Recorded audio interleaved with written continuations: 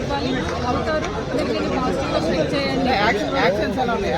Actions అసలు ఎక్కడ కూడా బోరింగ్ లేదండి. అంటే ఎక్కడ ఏది పెట్టాలి, ఎక్కడ ఎంత చూపించాలి అంత బాగా చూపించారు ఆయన. ఒక్కొక్కరు అంటే సర్జికల్ స్ట్రైక్ అనేది, హిమాలయస్కి వెళ్ళి మన అంటే మన హిందూయిజం ఏంటి అనేది ఈచ్ అండ్ ఎవ్రీథింగ్ చాలా బాగా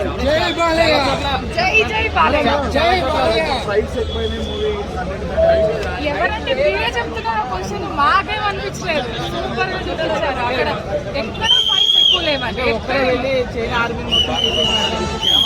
అలా ఏం లేదండి. లేడు అనే వాళ్ళకి ప్రతి ఒక్కరికి దేవుడు ఉన్నాడని చూపించాడు. బాగుంది. పార్ట్ 3కి ఏమన్నా హింట్ ఇచ్చాడా మళ్ళీ?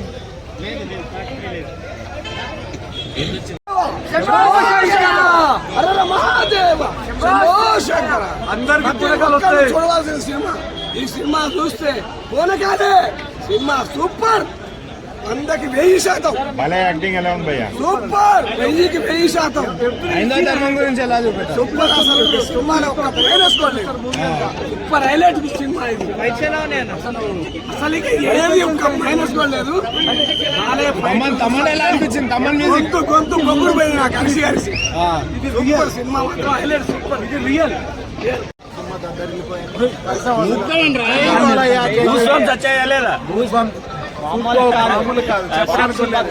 సీట్లో కూర్చున్నారా? ఇంటర్వెల్ బ్యాంక్ కాదు ఇంకా భయపడి ఎలా తీసాడు మళ్ళీ. Super hit. తమిళ మ్యూజిక్ ఎలా ఉంది? బాలయ్య గురించి ఏం చెప్పారు ఒక ముక్కలో? బాలయ్య గురించి చెప్పడానికి ఏమీ లేదు, చూడటమే. జై బాలయ్య. జై బాలయ్య. 3Dలో చూసారా? 3Dలో ఎలా ఉన్నాడు? రేటింగ్ ఏమి ఉండదు. బాలయ్యకి ఒక రేటింగ్. ఎక్స్ట్రాడనరీ. మెయిన్గా చెప్పాల్సింది ఎలివేషన్ కాకుండా డైలాగ్స్ అన్న. డైలాగ్స్ ఏవైతే ఉన్నాయో, ఒక తల్లి గురించి చెప్పే డైలాగ్స్ అన్న, ఒక దేవుడి గురించి చెప్పే డైలాగ్స్ అన్న, శివుడు వచ్చి చెప్పే కొన్ని డైలాగ్స్ అయినా సరే, సనాతన ధర్మం గురించి చెప్పే డైలాగ్స్ అన్న, ప్రతి ఒక్కరు 2 చేతుల్లో పెట్టుకుని చూస్తారు. ఆ లెవెల్ ఉన్న డైలాగ్స్ అయితే ఎక్స్ట్రాడనరీ. మీరు ఫిజిక్స్, లాజిక్స్, కెమిస్ట్రీ అన్ని పక్కన పెట్టుకుని సినిమా చూస్తే మాత్రం మీరు పిచ్చపచ్చిగా చేస్తారు మామూలుగా కాదు అసలు. లేదు ఇలాంటి లాజిక్స్ అనేది చూస్తే మాత్రం కొంచెం డిసప్పాయింట్ అవ్వచ్చేమో, కానీ అవన్నీ పక్కన పెడితే మాత్రం ది బెస్ట్ మూవీ అని చెప్పుకోవచ్చు. ఈ ఇయర్లో ది బెస్ట్ మూవీ అని చెప్పుకోవచ్చు. అన్డౌటెడ్లీ అక్కడ నాటు. అండ్ కలెక్షన్ వైజ్గా కూడా రేపటి నుంచి థియేటర్లన్నీ గుడ్ అయిపోతాయి. ఆ లెవెల్లో ఉంది, ఆ లెవెల్లో ఉంటుంది. చాలా బాగుంది అన్న, చాలా బాగుంది. మీరు ఆ ఫిజిక్స్ కొంచెం పక్కన పెట్టుకుని చూస్తే మాత్రం ఎక్స్ట్రాడనరీ. ఎక్కడ కూడా మీరు ఫస్ట్ వరకు కొంచెం ఆ జాజ్ గ్యాస్ సాంగ్ ఒకటి, ఇంటర్వ్యూ బ్లాక్ ఒకటి, ఆ 2 హైలైట్ ఉంటాయి. మిగతా అంతా లాగా అనిపించినా సరే సెకండ్ హాఫ్ వచ్చేసరికి ఏ ఒక్క డల్ మూమెంట్ లేదు, ఒక్క చిన్న ఒక అన్నెసరీ సీన్ ఎక్కడే అనిపించలేదు. Second half extraordinary. ఈ మధ్య కాలంలో ఓజీ కాదు, ఓజీ నమ్ముకోవడం చెప్పుకోవచ్చు. ఆ లెవెల్ ఉంది. నెక్స్ట్ లెవెల్ అనిపించింది. కాకపోతే ఒక్క నెగిటివ్ ఏంటంటే తమన్ గారి బీజం ఎంత బాగున్నా సరే ఎందుకో సెకండ్ హాఫ్ లో ఆయన మరీ ఓవర్ ద టాప్ బీజం అలా అనిపించింది. ఇప్పుడు మనకి ఏదంటే కాంతార్లో ఒక గులిగా సీక్వెన్స్ లో పడ్డాయి కదా, అక్కడ చాలా బాగా వినిపిస్తారు డైలాగ్స్. ఇక్కడ కూడా ఒక సీక్వెన్స్ ట్రై చేశారు, కానీ ఆయన బీజం వల్ల సరిగ్గా వినిపించలేదు. కాటన్ పెట్టుకున్నా సరే చాలా ఇరిటేటింగ్ అనిపించింది అక్కడక్కడ తన బీజం. బట్ కొన్ని సీక్వెన్స్ మాత్రం చాలా బాగా అనిపించింది. చాలా ఎక్స్ట్రాడనరీ.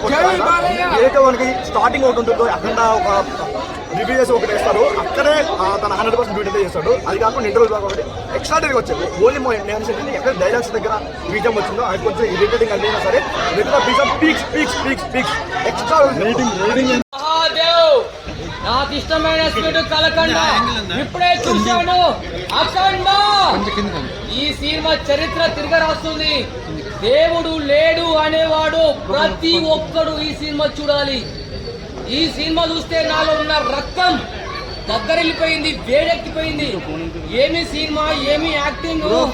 బాలకృష్ణ గారు మీ యాక్టింగ్ కి, మీ డైలాగ్స్ కి నేను ఏం మాట్లాడాలో నాకు అర్థం కావట్లేదు. పిచ్చుక ముందు బ్రహ్మోత్సవం వేసినట్టు ఈ సినిమా ఒక్కొక్కరిని అసలు ఇలాంటి సినిమా ఒక శివుడు అనేవాడు ఉగ్ర రూపం చూపించాడు. అసలు శివతాండవం, ఉగ్రతాండవం. ఓం నమ శివాయ అన్న తక్కువనే ఏంటి అసలు. ఏ దేశమైనా మన దేశాన్ని ఎదిరించే శక్తి ఏ దేశానికి లేదు. అబ్బా ఏం చెప్పాలి నాకు అర్థం కావట్లేదు. అసలు బాలకృష్ణ ఒక డైలాగు, ప్రపంచ దేశాలలో దేని గురించి అయినా మతం చూపిస్తారు, ఈ దేశంలో ధర్మం సనాతన హైందవ ధర్మం. ఈ సినిమా మీరు చూశారనుకోండి, ఇక మీరు అసలు దేవుడు లేడు అనేవాడు ఈ సినిమా ఖచ్చితంగా చూడాలి. అసలు ఏమి యాక్టింగ్, ఏమి ఫైట్స్, ఏమి డైలాగ్స్, ఏమి లొకేషన్స్. అసలు అబ్బా ఏ దేశమైనా మన హిందూ దేశంలో ఉన్న దేవుళ్ళు ఏ దేశంలో లేరు.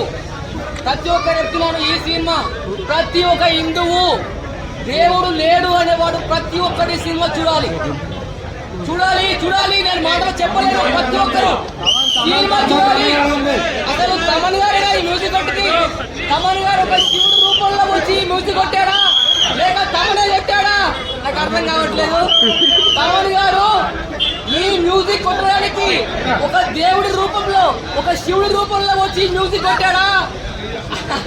అసలు ఈ స్టోరీ బ్యాక్గ్రౌండ్ జై హనుమాన్.